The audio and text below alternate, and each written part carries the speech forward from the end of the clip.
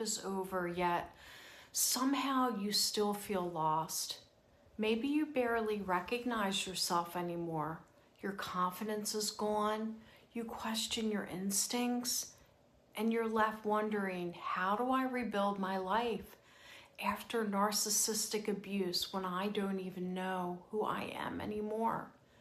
If that's where you are, please know that you are not alone.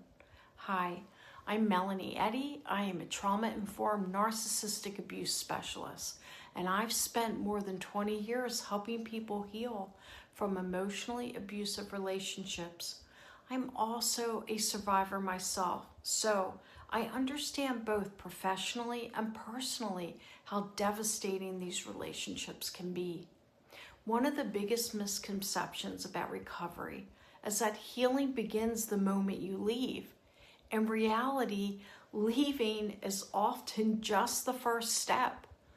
After the relationship ends, many survivors find themselves struggling with self-doubt, anxiety, confusion, loss of identity, hypervigilance, loneliness, a nervous system that no longer feels safe. Many people tell me, I escaped the relationship, but I don't feel free. And that feeling is completely understandable. Narcissistic abuse isn't just something that affects a relationship. It affects your sense of self. Over time, you may have learned to ignore your own needs. You stop trusting your intuition. You question your reality. You became focused on managing another person's emotions instead of listening to your own. That's why rebuilding your life requires more than simply moving on. It involves reconnecting with yourself. So step one would be stabilizing your nervous system. Before you could begin rebuilding, it's important to create a sense of safety within yourself. Many survivors spend years operating in fight, flight, freeze, or fawn responses. Because of that, healing doesn't start with finding another relationship. It starts with helping your body recognize that the danger has passed. This might include deep breathing, walking, prayer or meditation, journaling, therapy or coaching support, and spending time with safe people. When safety begins to return, healing can truly take root. Step 2, rebuild self-trust. Once you begin feeling safer, the next step is rebuilding trust in yourself. One of the greatest losses after narcissistic abuse is confidence in your own judgment. You may wonder, how did I miss the red flags? Why in the world did I stay? Can I trust my own judgment? These questions are common, but the goal is to not shame yourself. The goal is to understand yourself with compassion. Self-trust grows every time you keep a promise to yourself. Every boundary you honor, every intuition you listen to, every decision you make for your own well-being, little by little, those choices help restore confidence in yourself. Step 3, rediscover who you are. As self-trust grows, you can begin reconnecting with the parts of yourself that may have been pushed aside. Many survivors become experts in someone else's needs, but recovery, that invites a different question. Who are you? What do you enjoy? What matters to you? What dreams did you put on hold? What parts of yourself became buried in survival mode? Recovery is not about becoming a new person.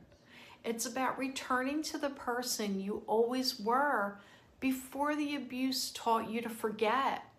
Step 4, grieve what was lost.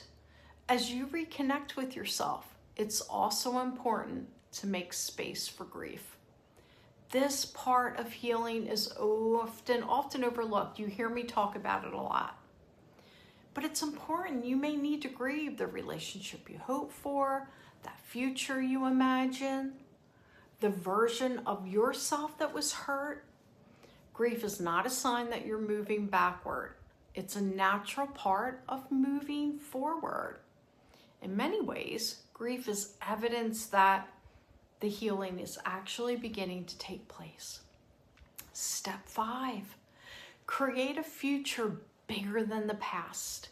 As healing continues, your focus can gradually shift from what happened to what comes next.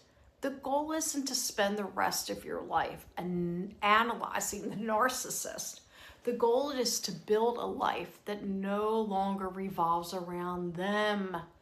You can look forward to a life filled with peace, healthy relationships, purpose, confidence, joy, and freedom. Healing isn't about getting them to understand what they did. Healing is about creating a future that no longer depends on their understanding. If you're in the early stages of rebuilding after narcissistic abuse, I want you to remember this. You are not broken. You are healing. And every step you take, even the small ones, moves you closer to the life you deserve.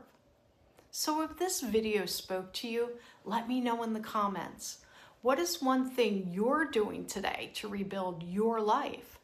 Your response may encourage someone else who is struggling right now. Be sure to like, subscribe, and turn on notifications so you don't miss future videos designed to help you heal, rebuild self-trust, and move forward with confidence. If you're ready for more personalized support, take the next step today. Use the link in my bio to schedule a coaching call and begin creating a clear path toward recovery and growth. And if you live in Pennsylvania, Delaware, and Florida and are looking for counseling service, you can schedule a free consultation through the link in my bio to explore how we can work together. You don't have to navigate this journey alone. Support is available, healing is possible, and your future can be stronger than your past. Until next time, take good care of yourself, and remember, you are not what happened to you. You are who you choose to become.